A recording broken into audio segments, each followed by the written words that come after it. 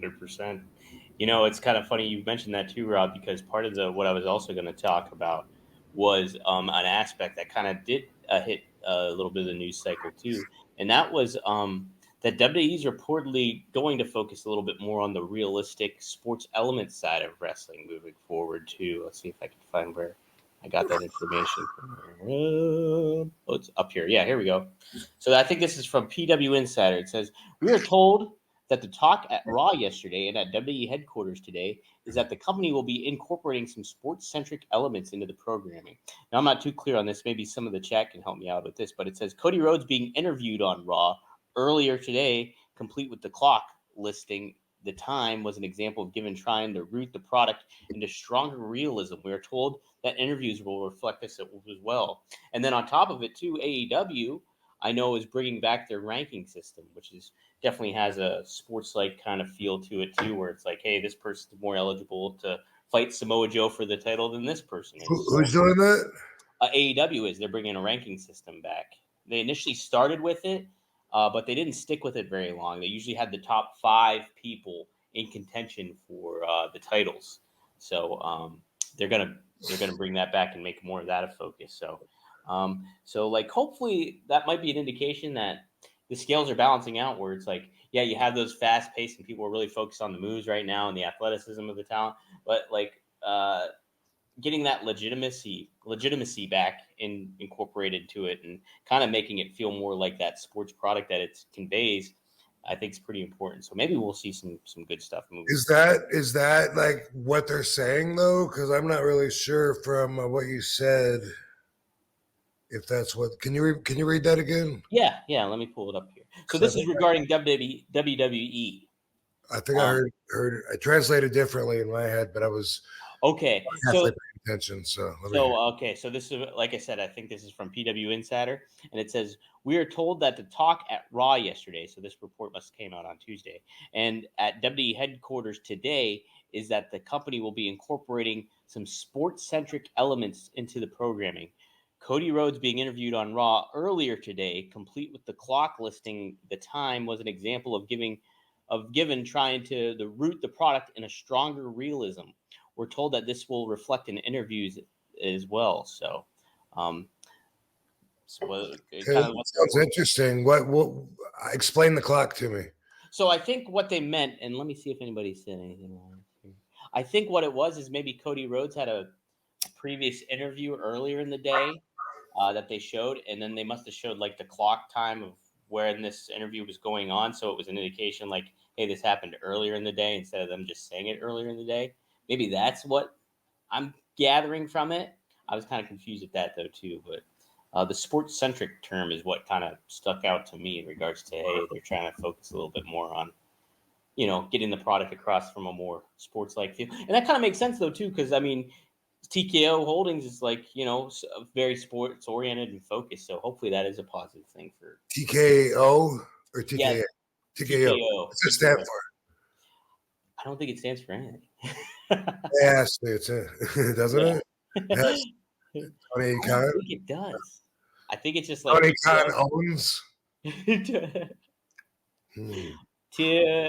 Tom kicks opiates. I don't know.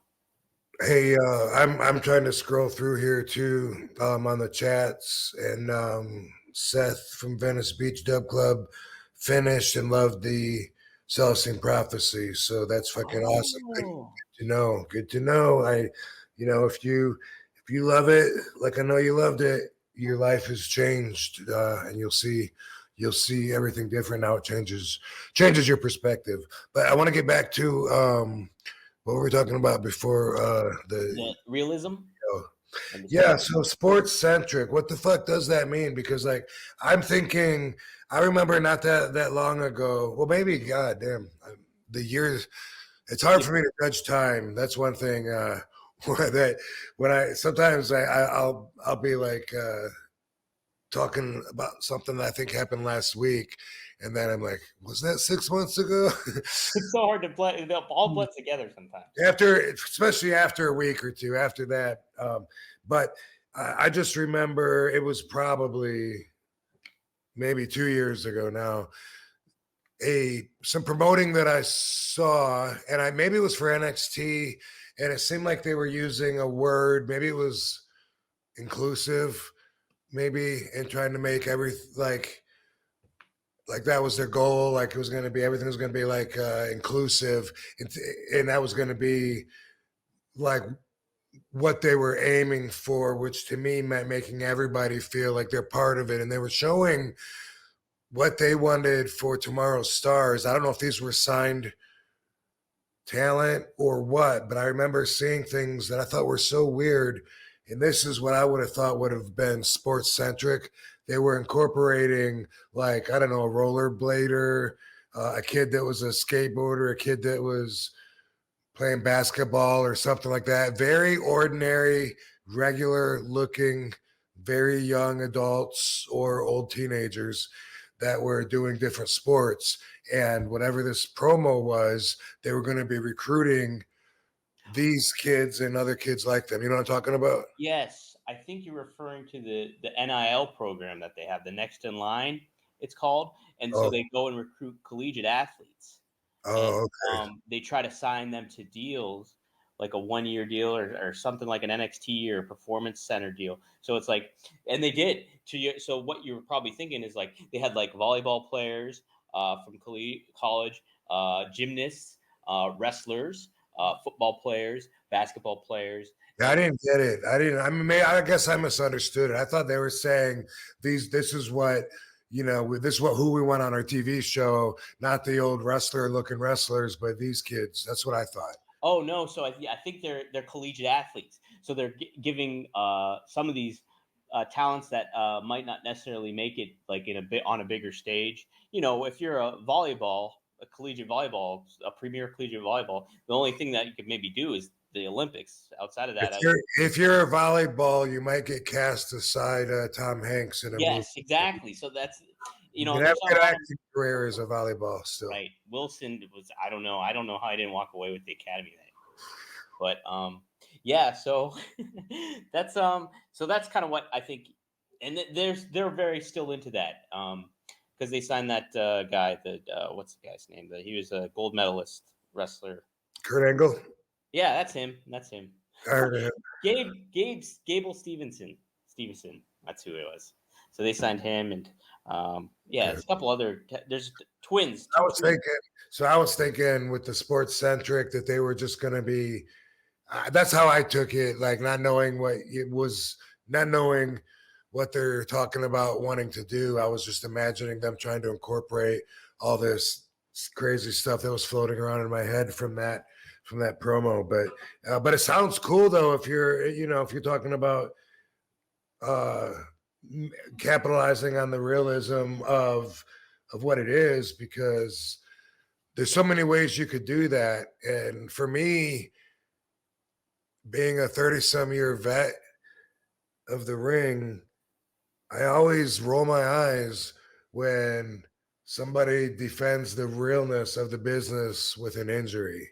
You know, Yeah. oh, you want to call it fake? Then how come I got a big gash on my forearm? How come I got this many stitches? Because you fucked up, right? What does that have to do with anything? Except for the point that they're coming from where the dangers are real or the risks or whatever. But for me, it's never been about that. It's been about the competition. I mean, that means you fucked up. That, you know what? You could be a backup dancer for Beyonce and slip back there on the wire and cut your fucking forearm. And it doesn't mean that that's real either. If it's choreographed dancing, it's choreographed. But yeah, the dangers are real. Yeah, you're dancing and you could slip. Same exact thing there, right? Mhm. But for me, it's always been about the competition, because ever since I got into the business, before I got into the business, I wanted to be the best, and I got taught by the Sheik and Sabu to always try to outshine everyone, try my best to have the best match on the card so the fans will remember me, so that I'll stand out. They'll go home, hopefully. They try to make it so the fans go home talking about me, even if I was second match, and there was 10-year veterans that were in the main event. that nobody gave a shit about, and so I always had that mindset. I always wanted to impress the crowd the most, and when I'm out there wrestling, it's that competitive spirit that comes out and is on display, and the way that it used to be, sometimes, especially like in Japan, sometimes the level of competition was so high that we would literally be trying to not sell as much of the other guy's stuff. For instance, Sabu and I had a tag match one time with Akiyama and Amori, I believe, and before them, and it was the winner of that was going to be contenders for the tag team titles, and we wanted those belts. But guess what? Those guys wanted the belts too. Not on the script, for real. We both wanted to be champions. We both thought that should be us. We wanted that position. It was good business. And so before the match, and this is when I still listened to everything Sabu said. I mean, he's always my mentor, but this was probably 97, 98, somewhere around there. I don't know. But he said maybe 96, but he said to me before the match, he said, "Hey, don't sell their stuff that much. Like whatever they're giving us, try to keep the upper hand and try to keep them in our corner. That way we can smother them, take advantage of them, and let's try and keep doing quick tags so that we can be fresh and try to keep them in our corner and blow them up. In other words, make them winded and stay on top of them." And Sabu said, "Hey, anytime you see one of them covering me to try to pin me, boom, come in and make the save. Every time, come in and kick him in the head." And this is not what we were telling them. This is what we were telling each other because we were competing to that level. And I guarantee you that Akiyama and Amori were in the other room doing the exact same thing. And it showed in the match. They did want that position and wanted to smother us and become the tag team champions. And that's the stuff that makes it competitive. That's the stuff that makes it real. You think that the guy in the ring doesn't want to impress the crowd the most, impress the promoter the most? You think everyone doesn't want to win the match? You think everyone doesn't want to be the champion, be in the main event, get paid the most out of everybody else? That's where it's competitive. And I don't give a fuck if you messed up and sliced your forearm. All that told me is that you fucked up. Right. No, it's like, yeah, and that's what people want. Like, wrestling is a simulated sport where it's like, hey, people want to win and the titles want to mean something. And like to you guys, the titles meant that, hey, you're the best of the workers at it, that have achieved that and want to get to that point.